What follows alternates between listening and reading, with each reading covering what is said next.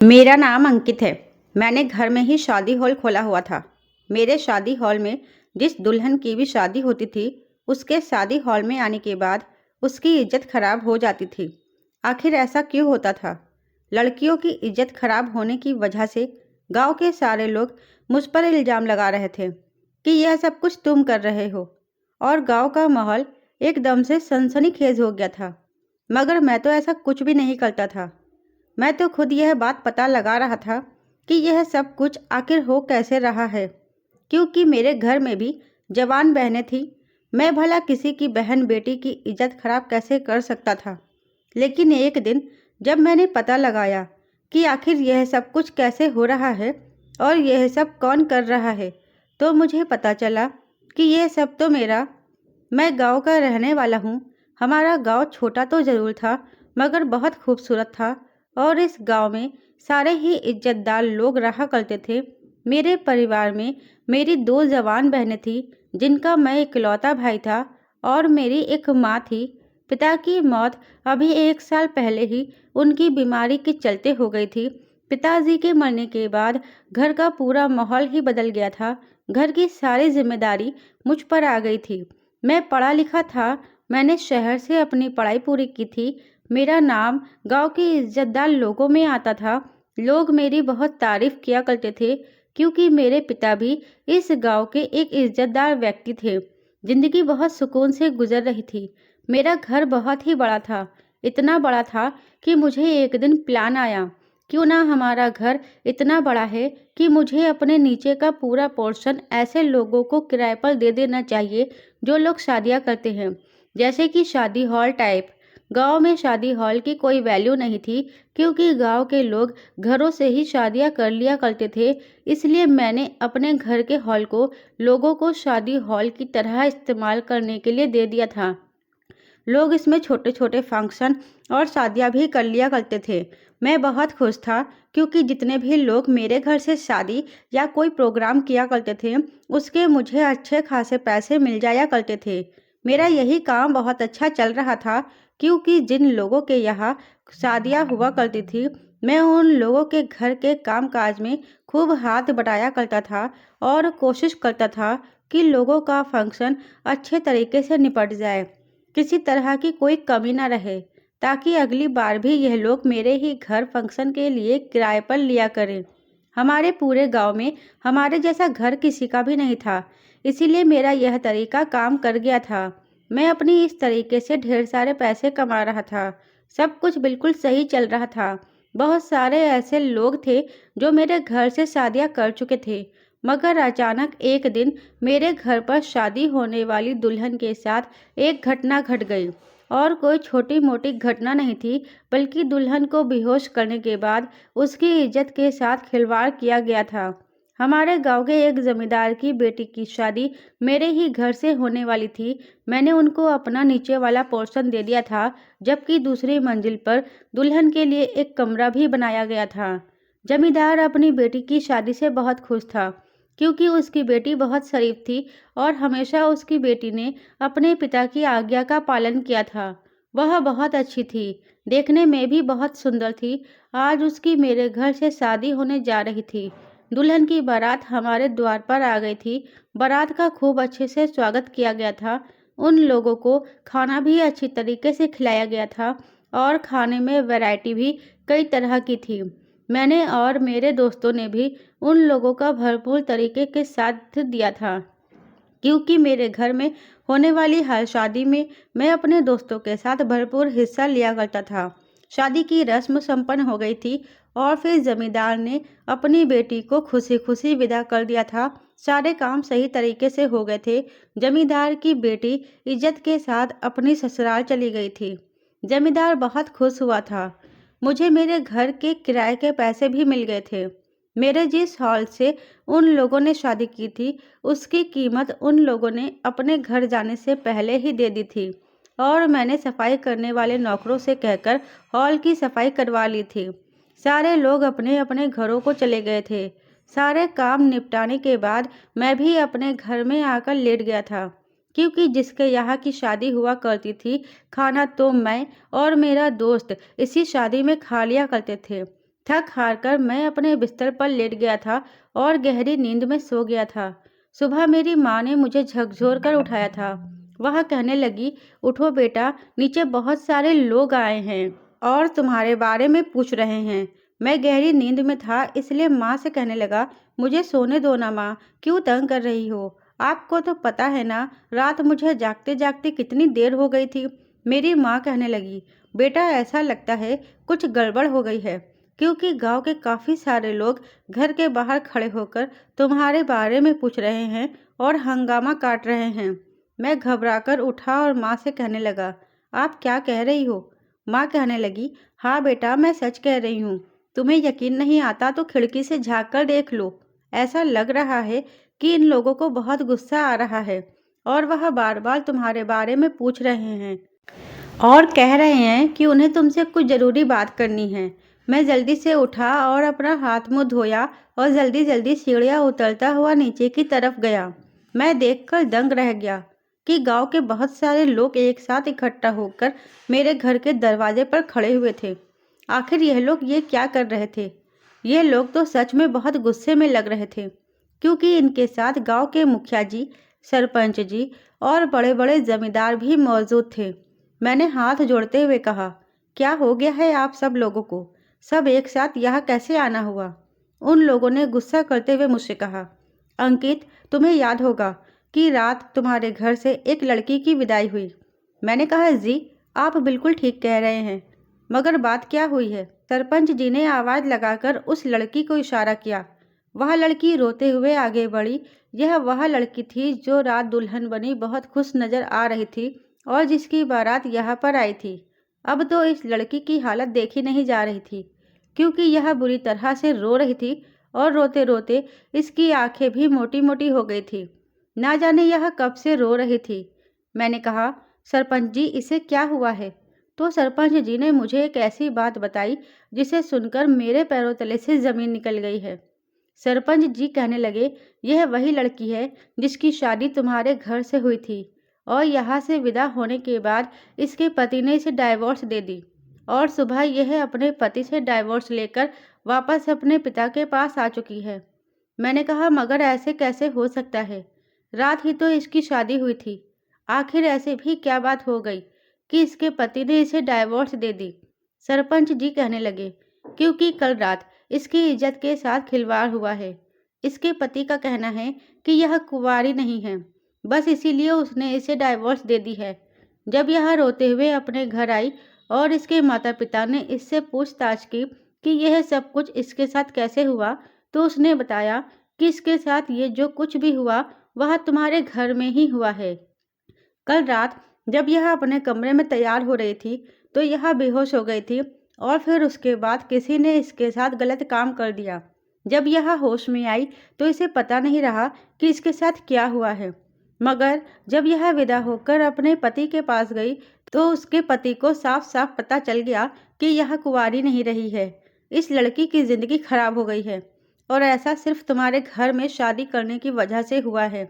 गांव वाले यह बात कहकर शोर मचा रहे थे कि बताओ कल रात इसके साथ क्या हुआ था, मगर मैं तो कुछ भी नहीं जानता था। मैं उन लोगों से कहने लगा, मुझे इस बारे में कुछ पता नहीं है, मैं सच कह रहा हूँ। फिर गांव का एक आदमी कहने लगा, सरपंच जी, मुझे तो लगता है कि यह सब कुछ इसने ही किया है, क्योंकि यह इसका घर है और यह अपने घर में कुछ भी कर सकता है। मैंने कहा, नहीं नहीं, आप यह किस तरह की बात कर रहे हो? भला मैं किसी की बहन बेटी की इज्जत के साथ ऐसे कैसे खेल सकता हूँ, क्योंकि घर में मेरे भी जवान जवान बहनें हैं। इस तरह खूब हंगामा होने लगा था। मैंने उस लड़की से पूछा, क्या तुम जानती हो उसको जिसने तुम्हारे साथ यह सब कुछ किया? लेकिन वह लड़की तो कुछ भी कहने की कंडीशन में ही नहीं थी, बस लगातार रोए जा रही थी। मैंने गांव वालों से कहा, क्या किसी के पास इस बात का सबूत है कि इस लड़की के साथ जो कुछ किया है वह मैंने किया है? मेरी बात सुनकर सब लोग खामोश हो गए थे। मैंने कहा, हो सकता है इस लड़की के साथ पहले यह सब कुछ हो चुका हो और यह लड़की घबराहट की वजह से कमरे में बेहोश हो गई हो।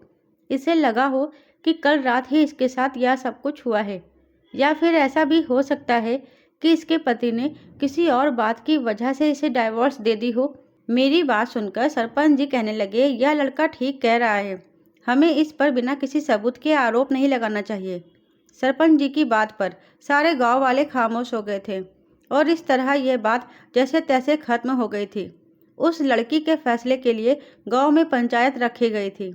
उस लड़की से शादी निभाने के लिए पड़ोस के गांव वाला वह लड़का तैयार नहीं था जिसके साथ उसकी शादी हुई थी, और फिर वह उसे तलाक देकर घर से बाहर निकाल चुका था। गांव वालों ने जैसे तैसे गांव के एक ऐसे लड़के के साथ उस लड़की की शादी करवा दी थी जिसकी पत्नी पिछले साल मर गई थी। वह लड़का बहुत अच्छा था और अच्छी जगह नौकरी किया करता था। इस तरह उन दोनों की शादी हो गई और यह मामला जैसे तैसे रफा दफा हो गया था और फिर से मेरे घर में शादियां होनी शुरू हो गई थी। मगर 6 महीने बाद जब फिर से उसी जमींदार के छोटे भाई की बेटी की शादी मेरे घर में रखी गई तो उसके साथ भी वही कुछ हुआ था जो उस लड़की के साथ हो चुका था। अगले दिन फिर से मेरे घर के आगे भीड़ इकट्ठा हो गई थी और सारे ही लोग हंगामा कर रहे थे कि घर के बाहर निकलो। मैं जैसे ही शोर की आवाज़ सुनकर घर के बाहर गया तो यह देखकर मैं दंग रह गया था। फिर से सारे लोग इकट्ठा होकर कह रहे थे कि कल रात फिर से तुम्हारे घर में हमारी बेटी की इज्जत के साथ खिलवाड़ हुआ है। आखिर तुम्हारा शादी हॉल में ये सब क्या हो रहा है? तुम जानते हो कि इससे पहले भी एक लड़की के साथ यह सब कुछ हो चुका है और तुमने कहा था कि लड़की को उसके पति ने या तो किसी और बात पर डाइवोर्स दे दी होगी या फिर लड़की के साथ यह सब कुछ पहले कभी हो चुका होगा। इस बार भी दूसरी लड़की का यही कहना है कि उसके साथ यह सब कुछ तुम्हारे शादी हॉल में रात के समय हुआ था। जब तैयार होते समय वह बेहोश हो गई थी और फिर जब उसे होश आया तो उसे अपनी तबीयत कुछ ठीक नहीं लगी। जब वह विदा होकर अपने ससुराल चली गई तो उसके पति ने यह बात कहकर उसे डाइवोर्स दे दी कि तुम कुंवारी नहीं हो, और फिर वह लड़की सुबह के समय अपने मायके वापस आ गई। अब बताओ तुम्हारा क्या कहना है? क्या इस बार भी इसी लड़की के पति की कोई गलतफहमी थी? मैं तो उन लोगों की बात सुनकर घबरा गया था। मेरे मुंह से शब्द नहीं निकल रहे थे, मगर मैं इस टेंशन में था कि आखिर यह सब कुछ क्या हो रहा है। मैंने उन लोगों को समझाने की कोशिश की कि आप लोग तो मुझे अच्छी तरह से जानते हैं, मैं कितना इज्जतदार हूँ। मेरे पिता के बारे में भी आप लोग जानते थे। हमारे खानदान में दूर दूर तक किसी ने भी किसी की बहन बेटी को नज़र उठाकर भी नहीं देखा है। मैं ऐसा कभी नहीं कर सकता क्योंकि हर फंक्शन में मैं आप लोगों के साथ काम में लगा रहता हूँ। तो फिर मैं ऐसा कैसे कर सकता हूँ? मुझे तो काम काज में इतना वक्त नहीं मिलता कि मैं एक पल सुकून का भी ले सकूं। खाना भी आप लोगों की नज़रों के सामने ही बैठकर खाता हूं, और फिर जब तक आप लोग अपने अपने घर को वापस नहीं चले जाते तब तक मैं अपने घर वापस नहीं जाता। वह लोग कहने लगे, तो फिर तुम्हारे यहाँ दूसरी बार ऐसा हादसा क्यों हुआ है? मैंने कहा, मैं इस बात का कोई जवाब नहीं जानता क्योंकि आप लोगों की तरह इस घटना से मैं भी अनजान हूँ। मैंने इस बार फिर से गांव के लोगों से यही कहा था कि क्या कोई ऐसा सबूत है जो यह बात जाहिर करता है कि इस लड़की के साथ गलत करने वाला मैं हूँ। जब लड़की से पूछा गया तो उसने मना कर दिया कि उसे नहीं लगता कि मैंने उसके साथ यह सब कुछ किया है। इस तरह पंचायत में इस लड़की के हक में भी कोई सही फैसला करके इस लड़की की ज़िंदगी को भी बेहतर बना दिया गया था। मगर मैं इस बात से परेशान था कि मेरे घर में यह सब कुछ कैसे हो रहा था। आखिर मेरी अपनी भी तो बहनें थी, उन्हें तो आज तक कभी कोई नुकसान नहीं पहुंचा था। मैं बहुत परेशान रहने लगा था। गांव वाले इस सब का इल्ज़ाम मुझे दे रहे थे। वह तो अच्छा होता था कि मैं अपनी समझदारी से और सबूत की बात करके उन लोगों के सवालों से बच जाता था, मगर मैं परेशान इस बात से था कि अगर किसी दिन इन लोगों को कोई ऐसा सबूत मिल गया जो यह बात जाहिर करता हो कि दुल्हनों के साथ यह सब कुछ मैं करता हूँ, तो मुझे इस गांव से निकाल दिया जाएगा। आखिर गांव में मेरी क्या इज्जत रहेगी? मेरी माँ ने जब मुझे परेशान देखा तो वह यही कहने लगी, अच्छे लोगों के साथ हमेशा अच्छा होता है और बुरे लोगों के साथ हमेशा बुरा होता है। तुम बहुत अच्छे हो, तुमने तो कभी किसी बहन बेटी पर गंदी नज़र नहीं डाली, तो तुम्हारे साथ कैसे ऐसा हो सकता है? भगवान पर भरोसा रखो, सब कुछ ठीक हो जाएगा। लेकिन अब कुछ भी ठीक नहीं हो रहा था। मेरा कारोबार तो मेरा घर ही था, जिसको मैं किराए पर देता तो लोग मेरे घर से अपने बच्चों की शादियां किया करते थे। अब उन्होंने मेरा घर शादियों के लिए लेना बंद कर दिया था।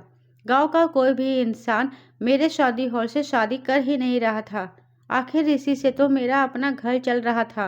मेरा कोई और काम भी नहीं था, क्योंकि मैं इस सब से ही अपना और अपने परिवार का गुजारा किया करता था। मैं बहुत परेशान रहने लगा था। समझ नहीं आ रहा था कि मैं क्या करूं। लोगों को कैसे विश्वास दिलाऊं कि इस सब में मेरी कोई गलती नहीं है। कई बार लोगों को तो मैं इस बात का विश्वास दिलाने की कोशिश भी करता था, मगर कोई भी मेरी बात मानने के लिए तैयार ही नहीं होता था। अब मेरे घर से कोई भी शादी नहीं करता था। मैंने अपना नीचे का हॉल बंद कर दिया था। मेरे दोस्त भी मुझसे इस बारे में पूछते थे कि आखिर तुम लोगों को यकीन क्यों नहीं दिलाते। अब उन्हें क्या पता था कि मैं लोगों को तो कई बार यकीन दिला चुका हूँ। बिना किसी सबूत के लोग मुझ पर इतना बड़ा इल्ज़ाम लगा देते हैं। मेरे दोस्त भी मेरे साथ मिलकर शादी के कामों में लगे रहते थे। हम 3 दोस्तों का ग्रुप था। जब भी मेरे घर में कोई फंक्शन होता था, मैं अपने दोस्तों को बुला लिया करता था और शादी हो जाने के बाद थोड़े से पैसे उन लोगों को भी दे दिया करता था। वैसे तो वह दोनों भी अलग अलग जगह पर नौकरी पर लगे हुए थे, लेकिन वह लोग शाम को फ्री होते तो मेरे साथ साथ बहुत मेहनत किया करते थे। ऐसा इसलिए था क्योंकि मैंने कैटरिंग के लोग नहीं रखे हुए थे। वेटर बनकर मैं और मेरे दोस्त ही बारात में आए हुए लोगों को खाना सर्व किया करते थे। मेरा शादी हॉल वाला काम पूरी तरह से बंद हो गया था। अब मैं खाली बैठा रहता था और सोचता रहता था कि ऐसा क्या करूं जिससे मेरी सच्चाई साबित हो सके और पता चल सके कि आखिर शादी होने वाली दुल्हनों की इज्जत के साथ कौन खेल जाता है। एक दिन मैं बैठा हुआ अपना दिमाग लड़ा रहा था। मैंने सोचा कि ऐसा कौन अनजान इंसान है जो यह गलत काम करेगा, क्योंकि ऐसा एक बार नहीं बल्कि दो दो शादियों में हो चुका है। फिर मैंने ध्यान लगाया कि दोनों ही दुल्हनों के साथ यह सब बारात आने से पहले ही हुआ था। उस हिसाब से तो बारात वाले लोग तो दुल्हन के साथ यह सब कुछ नहीं कर सकते। इसका मतलब यही था कि यह जो कोई भी था वह हम ही लोगों में से कोई था।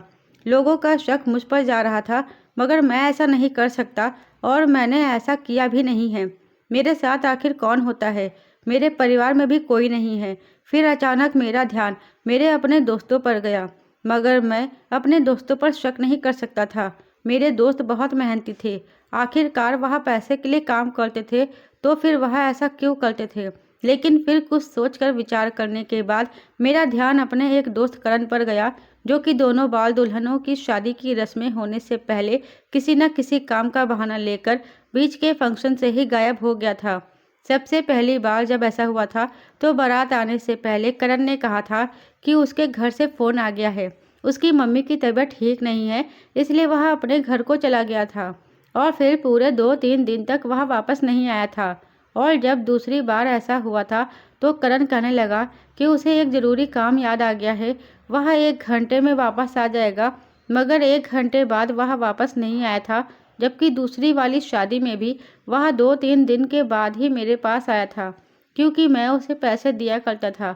मेरी समझ नहीं आ रहा था कि मैं करण पर शक करके सही कर रहा हूँ या गलत। लोग मेरे घर से शादियाँ करने पर बहुत ज़्यादा डर गए थे। पूरे गांव में यही अफवाह फैल गई थी कि इस लड़के के घर वाले हॉल को कोई भी शादियों के लिए किराए पर मत लेना, क्योंकि इसके यहाँ शादी होने वाली लड़कियाँ शादी से पहले ही कुंवारी नहीं रह जाती हैं और फिर शादी के बाद उन्हें उनके पति तलाक देकर घर से निकाल देते हैं।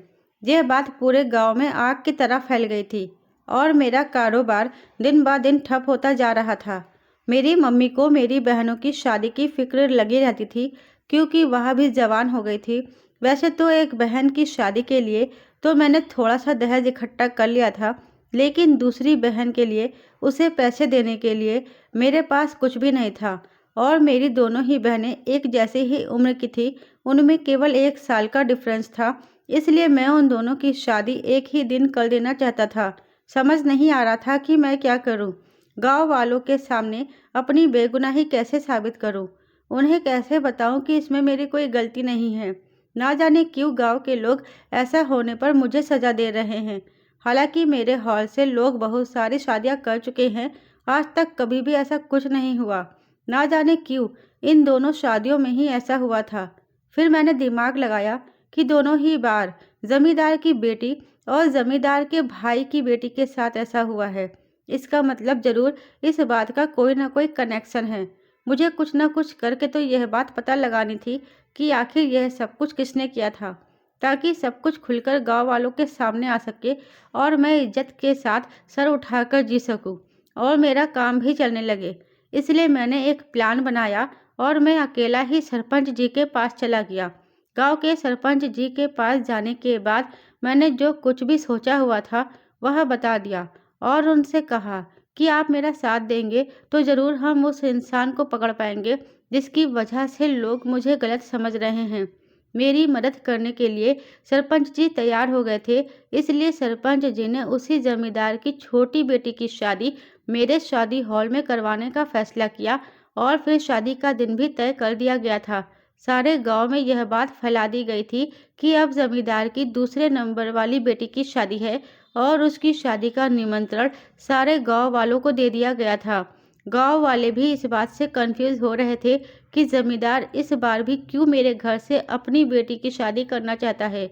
लोग जमींदार से बहुत सारे सवाल कर रहे थे, मगर जमींदार में किसी की भी बात का कोई जवाब नहीं दिया था, क्योंकि वह भी मेरे प्लान में शामिल था। और फाइनली शादी का दिन भी आ गया था। बारात आने से आधा घंटा पहले मैंने दुल्हन के कमरे को अच्छी तरह से जांच लिया था और अपने दोस्तों से भी कह दिया था कि वह लोग सही समय पर काम करवाने के लिए शादी हॉल में आ जाएं। इस बार भी जमींदार की छोटी बेटी की शादी है और वह मेरे ही हॉल से शादी करना चाहता है। शाम के टाइम तक मेरे दोनों दोस्त मेरे घर पर आ गए थे, जबकि शादी के लिए खाना बनना शुरू हो गया था और हमने भी हॉल सजावट कर ली थी। धीरे धीरे मेहमान आना शुरू हो गए थे। दुल्हन भी हॉल में आ गई थी और दुल्हन को उसके कमरे में भेज दिया गया था और लड़कियां उसे तैयार करने के बाद बारात के स्वागत में बिजी हो गई थी और मैं अपना मोबाइल लेकर अपना काम करने के लिए बैठ गया था, क्योंकि मैंने दुल्हन के कमरे में पहले ही कैमरा लगवा दिए थे और उनको अपने मोबाइल से कनेक्ट कर लिया था ताकि देख सकूं कि कमरे के अंदर कौन जा रहा है। कुछ लड़कियां थी जो दुल्हन से बातचीत कर रही थी और फिर उसके बाद वह भी कमरे से बाहर आ गई थी।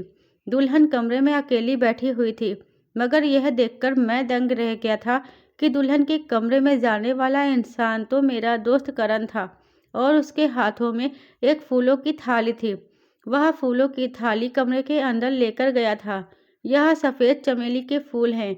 आखिर इन सफ़ेद रंग के फूलों का तो पूरे प्रोग्राम में कोई काम ही नहीं था और ना ही यह फूल हमने किसी काम के लिए मंगवाए थे। फिर करण दुल्हन के कमरे में सफ़ेद रंग के फूलों की थाली रखकर कमरे से बाहर चला आया था।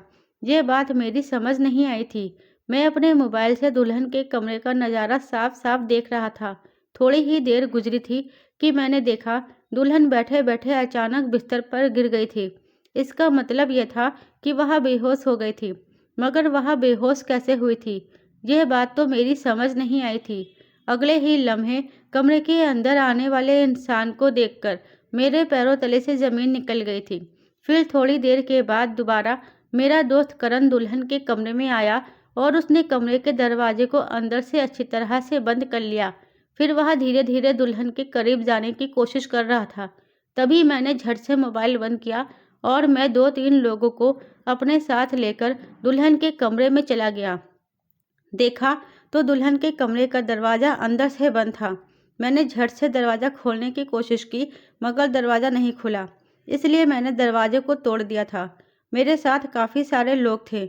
उन सब लोगों ने करण को दबोच लिया और उसके साथ मारपीट करने लगे, जबकि दुल्हन अभी भी बेहोश बिस्तर पर पड़ी हुई थी। करण बोल, तूने कमरे के अंदर जाकर दुल्हन के साथ क्या करने की कोशिश की थी? कुछ औरतों ने दुल्हन को होश में लाने की कोशिश की, मगर दुल्हन होश में नहीं आ रही थी। जल्दी से डॉक्टर को बुलाया गया और करण को हम सब लोग पकड़कर नीचे की तरफ ले आए थे, जहाँ पर शादी का समारोह हो रहा था। पहले ही मेरे साथ के लड़के करण को काफ़ी मार चुके थे और खींचते हुए उसे नीचे लेकर आ गए थे। शादी का समारोह बंद कर दिया गया था। सब लोगों के सामने करण को कहा गया कि तुम सच्चाई बताओ, आखिर तुम यह सब कुछ क्यों कर रहे थे? डॉक्टर ने दुल्हन के बारे में बता दिया था कि यह थोड़ी देर में होश में आ जाएगी। मैंने करण से सवाल किया कि बताओ तुमने यह सब कुछ क्यों किया? तुम नहीं जानते थे कि तुम्हारी करतूत की वजह से मेरा कितना बड़ा नुकसान हो रहा है। लोगों को लगता है कि दुल्हनों के साथ यह सब कुछ मैं करता हूँ, मगर आज पता चला कि तुम यह सब कुछ करते हो। बताओ, तुम क्यों दुल्हन के कमरे में गए थे और दरवाज़ा बंद करने के बाद तुम उसके साथ क्या करने की कोशिश कर रहे थे? करण कुछ भी बताने के लिए तैयार नहीं था। वह मेरा दोस्त था, मगर मुझे उससे ऐसी उम्मीद नहीं थी। मैंने उसके गाल पर एक जोरदार थप्पड़ मार दिया। तब जाकर वह अपनी सच्चाई बताने को तैयार हुआ था। गांव के सारे लोग मेरे घर के आगे जमे हुए थे और करण के मुंह से सारी सच्चाई सुनने के लिए बेचैन हो रहे थे। फिर करण ने बताया कि मैंने इन लड़कियों के साथ कुछ भी गलत नहीं किया है। जैसा मेरी बहनों के साथ हुआ था, वैसा ही मैं इन जमींदार की बेटियों के साथ करना चाहता था। 12 साल पहले की बात है। मेरी 2 जवान बहनें थीं। जब मैं शहर में पढ़ाई करने के लिए गया हुआ था, हमारे घर पर कोई भी मर्द नहीं था, क्योंकि मेरे पिता मर चुके थे और मैं अपनी बहनों का इकलौता भाई और माँ का इकलौता सहारा था। इसलिए उन्होंने मुझे शहर पढ़ने के लिए भेज दिया था, ताकि मैं पढ़ लिख कर उनका सहारा बन सकूं। मुझे एक दिन पता चला कि मेरी बड़ी दीदी ने आत्महत्या कर ली है। मेरी दोनों बहनें मुझसे बहुत प्यार किया करती थी। अपनी दीदी की मौत की खबर सुनकर मुझसे रहा नहीं गया और फिर मैं कुछ दिनों के लिए गाँव आ गया था। मैंने बहुत ही जानने की कोशिश की कि मेरी दीदी ने आत्महत्या क्यों की, मगर इस बारे में कुछ पता ही नहीं चला था। उस समय मैं ज़्यादा कुछ जानता नहीं था। काफ़ी दिनों तक मैं अपनी माँ और बहन के पास रहा। मेरे सामने तो ऐसा कुछ भी नहीं हुआ था जो मुझे शक में डाल देता। मुझे यही लगता था कि गरीबी की हालत से तंग आकर मेरी बड़ी बहन ने आत्महत्या कर ली है। लेकिन फिर मैं अपनी बहन की मौत का सदमा आखिर कब तक कर सकता था, इसलिए मैं वापस अपनी पढ़ाई के लिए शहर आ गया। 6 महीने ही गुजरे थे कि दोबारा से मुझे खबर मिली कि मेरी छोटी दीदी ने भी आत्महत्या कर ली है। जब मैं घर आया तब यह देखकर दंग रह गया था कि मेरी दोनों बहनें ही आत्महत्या की वजह से इस दुनिया से जा चुकी हैं। आखिर उनके साथ ऐसा भी क्या हो रहा था जिसकी वजह से वह दोनों आत्महत्या करने पर मजबूर हो गई थी।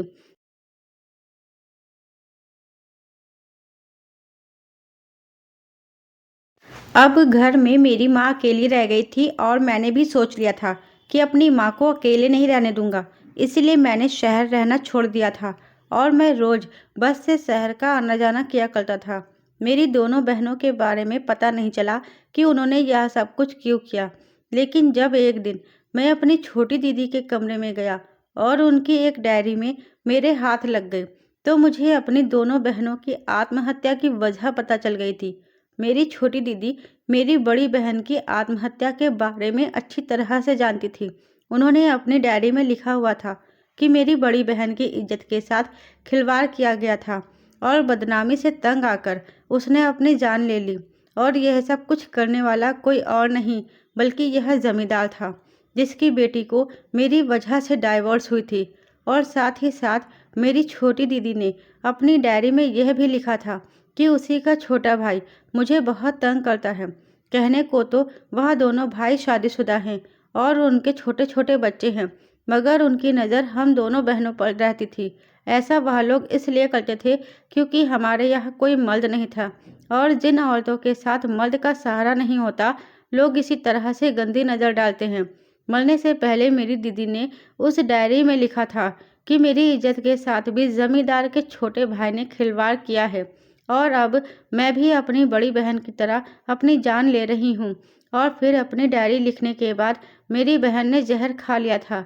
इन दोनों भाइयों की वजह से मेरी दोनों बहनें इस दुनिया से चली गईं। जब वह डायरी मैंने पढ़ी, तभी मैंने यह फैसला कर लिया था कि एक समय में मैं इन दोनों की बेटियों के साथ भी ऐसा ही करूँगा और इन दोनों की बेटियाँ किसी को मुँह दिखाने लायक नहीं रहेंगी। इसलिए मैंने यह सब कुछ किया है। मैं चाहता तो अपनी बहन की डायरी गांव वालों के सामने भी ला सकता था, पुलिस में रिपोर्ट भी दर्ज करवा सकता था, लेकिन मैं जानता था कि इतने अमीर लोगों के सामने मुझ जैसे गरीब और कम उम्र के लड़के की बात पर कोई भी यकीन नहीं करेगा। आखिरकार मेरा साथ देने वाला भी तो कोई नहीं था। आखिर मेरी बूढ़ी अकेली माँ क्या कर सकती थी? वह तो बस अपनी बेटियों की मौत को रोती रहती थी। मेरा बदला पूरा हो गया है। आज जब मुझे पता चला कि जमींदार की दूसरे नंबर वाली बेटी की शादी होने जा रही है, मैं उसके साथ भी यही सब कुछ करने आया था, मगर आज तुम लोगों को मेरी सच्चाई पता चल गई है। मैंने इन लोगों के साथ कुछ गलत नहीं किया है, बस मैंने अपना बदला पूरा किया है। वैसे भी इस गांव में रिवाज है कि जान के बदले जान और इज्जत के बदले इज्जत, तो मैंने इस रिवाज को कायम किया और अपनी बहनों की इज्जत के बदले इज्जत का बदला लिया है। करण की बात सुनकर हम सब लोग शर्मिंदा हो गए थे। हम सबकी आंखें जमीन में गड़कर रह गई थी। मैंने करण से कहा, तुमने इस लड़की को बेहोश कैसे किया बताओ? क्योंकि मैंने दुल्हन के कमरे में कैमरे लगवा दिए थे और मैं सब कुछ अपने मोबाइल से बैठा हुआ देख रहा था। मैं हर बार दुल्हन के कमरे में चमेली के फूलों की थाली लेकर जाया करता था और दुल्हन से कहता था कि यह फूल यहाँ रख देता हूँ, बारात जब आएगी तब इनकी ज़रूरत होगी।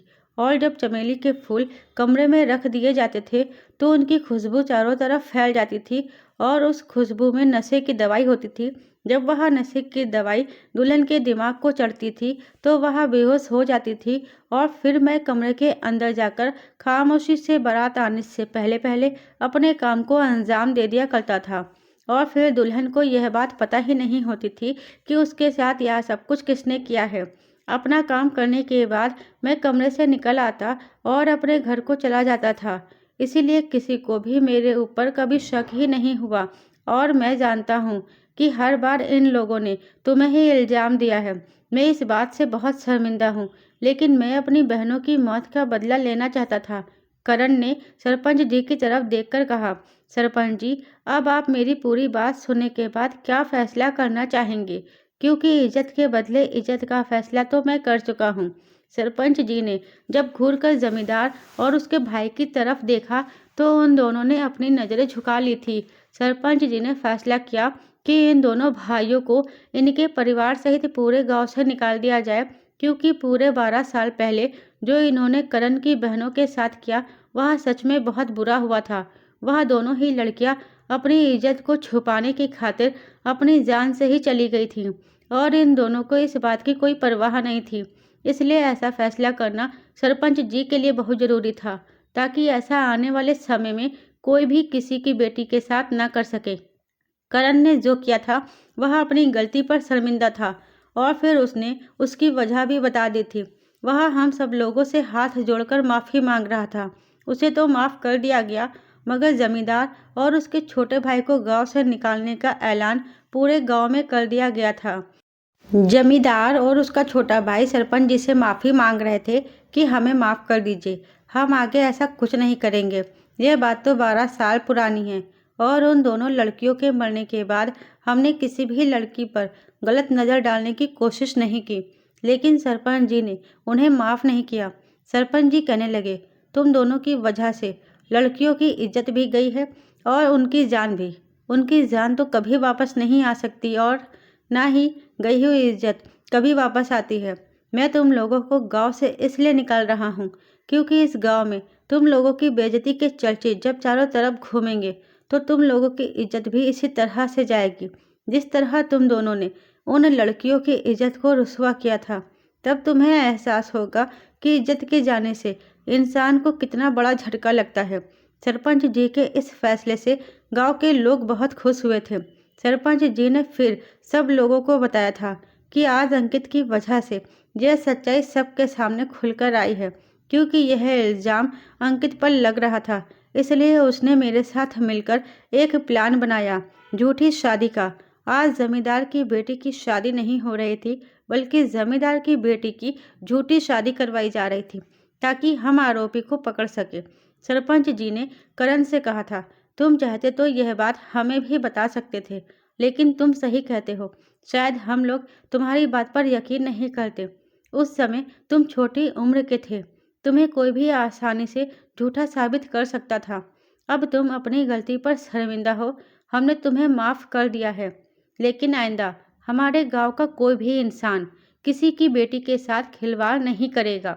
अगर किसी ने किसी की बेटी या बहन पर नज़र उठाकर देखने की भी कोशिश की तो हम उसको पूरे गांव में बेइज्जत करके उसे अपने गांव से निकाल देंगे और वह कभी लौटकर हमारे गांव में वापस नहीं आ सकेगा। इसकी एक नस्ल भी हमारे गांव में नहीं रहेगी। सरपंच जी के इस फैसले पर सब लोग बहुत खुश हुए थे, क्योंकि यह फैसला सिर्फ गांव के लोगों के लिए ही नहीं था, बल्कि गांव की हर उस बेटी के लिए था, हर उस बहन के लिए था जो सर उठाकर इज्जत के साथ गांव में चल सके, गांव में रह सके और अपने अपने घरों में सही सलामत सुरक्षित रह सके। करण की बहनों के साथ तो सच में बहुत बुरा हुआ था, और ऐसा इसलिए था क्योंकि इन लोगों ने करण के घर में किसी भी मर्द के ना होने का फायदा उठाया था। चोरी चुपके यह लोग घर के पीछे के रास्ते से करण के घर में घुस जाते थे और उसकी बहनों के साथ गलत काम करते थे। उसकी बहनें तंग आ चुकी थी, इसलिए एक एक करके उन्होंने आत्महत्या कर ली। ऐसी बहन बेटियों की हिफाजत करना हमारा फर्ज बनता है। इसलिए अगर आपके गांव, कस्बे या फिर आपके शहर में भी लड़कियों की इज्जत के साथ इस तरह का खिलवाड़ होता है, तो आरोपियों के लिए से कड़ी सजा रखें। वह सजा से इतने डर जाए कि किसी की बहन बेटी को गंदी नज़र से देखने की उनके अंदर हिम्मत भी ना रहे। तो दोस्तों, उम्मीद करती हूँ आपको मेरी कहानी पसंद आई होगी। कहानी पसंद आई है तो वीडियो को लाइक और शेयर करें। चैनल पर नए हैं तो चैनल को सब्सक्राइब जरूर करें। साथ ही बेल आइकन को प्रेस करें, जिससे वीडियो की अगली अपडेट सबसे पहले आपको मिले।